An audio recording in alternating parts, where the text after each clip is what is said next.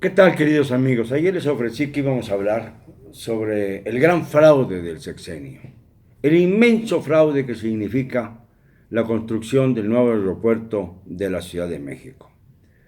Desde hace 4 o 5 años, cuando comenzó a circular la idea de que ya iniciarían los trabajos del aeropuerto que había ofrecido el señor Peña Nieto desde su toma de posesión, nos dimos cuenta de que se trataba de un enjuague mayúsculo entre la familia Slim y el señor Peña.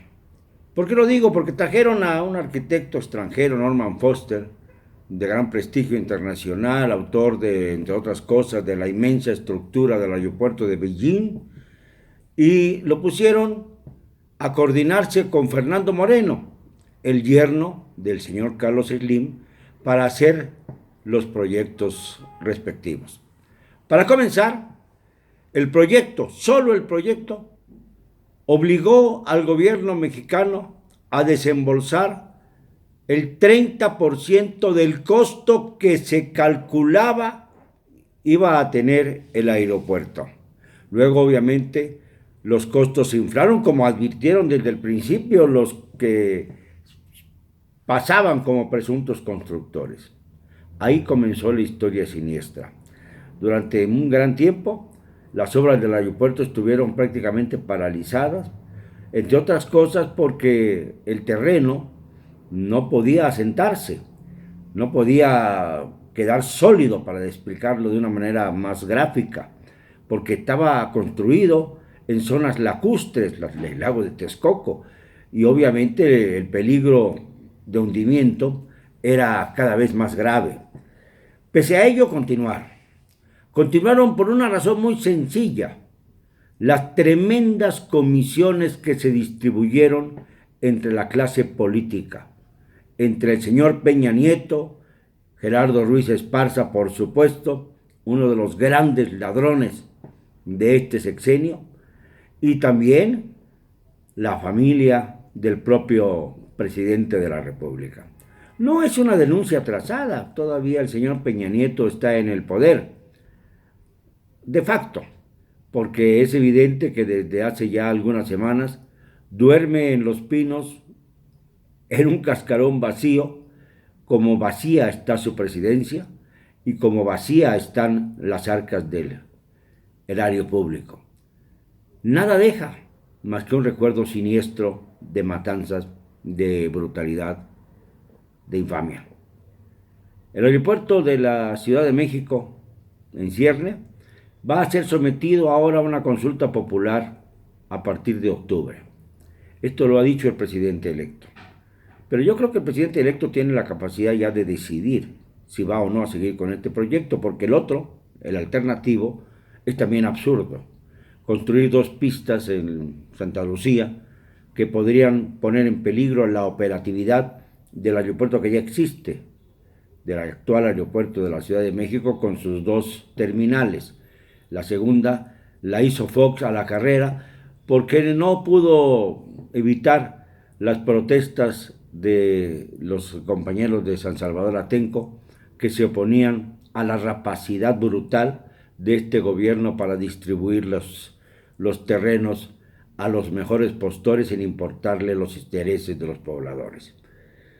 Todo esto ha sido un drama continuo, un drama que es reflejo, sí, de hasta dónde llega la podredumbre en todos los tipos de gobiernos que hemos tenido. Y no solamente es el aeropuerto, también había que examinar con cuidado lo que está pasando en torno a un proyecto que me parece de lo más importante: el Tren Maya, que arrancaría de Palenque para llegar hasta Cancún, pasando por Campeche y por Yucatán. Este proyecto es fundamental para el desarrollo de la zona. Sin embargo, los empresarios turísticos, los que tienen grandes contratos con las grandes empresas de autobuses, se niegan a que se desarrolle el ferrocarril, porque esto podría hacer merma a los negocios de las empresas autobuseras.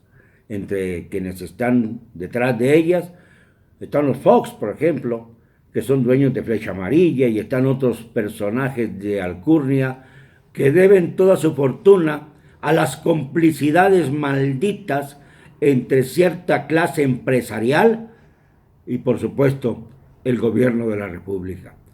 Es esto precisamente lo que debemos extirpar de nuestra vida pública, de nuestra vida política. Las complicidades que no se notan, pero que se sienten brutalmente. Lo mismo en la construcción del aeropuerto de la Ciudad de México que en lo que se refiere a los ferrocarriles. Lamentablemente se anunciaron que iban a haber ferrocarriles de alta velocidad hacia Querétaro. Los chinos se quedaron con el 40-50% de la inversión y no se puso un riel encima.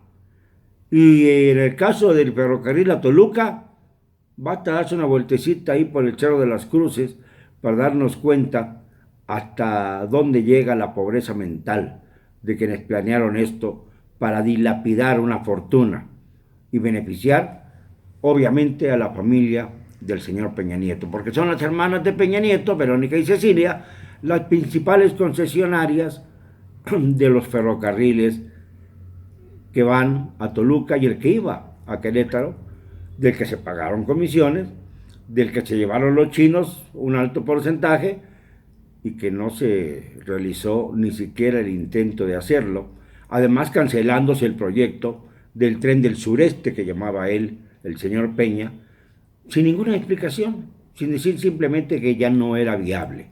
El concepto anodino que viene manejando el señor Carlos Slim, alguna vez le pregunté hace años sobre la extinción de los ferrocarriles y dijo que para él no eran viables ya los trenes de pasajeros. Yo me quedé asombrado porque si hay algo que está en evolución en Europa y en el mundo, son los ferrocarriles de alta velocidad. Lo mismo en España, en toda Europa, en Japón, en toda Asia, lo mismo en Argentina, lo mismo en muchas naciones en donde el ferrocarril es fundamental. Y aquí además, en nuestro país, el ferrocarril tiene tintes históricos indiscutibles. Rescatar a los ferrocarriles es una obligación del Estado mexicano, digámoslo, con cero cobardía.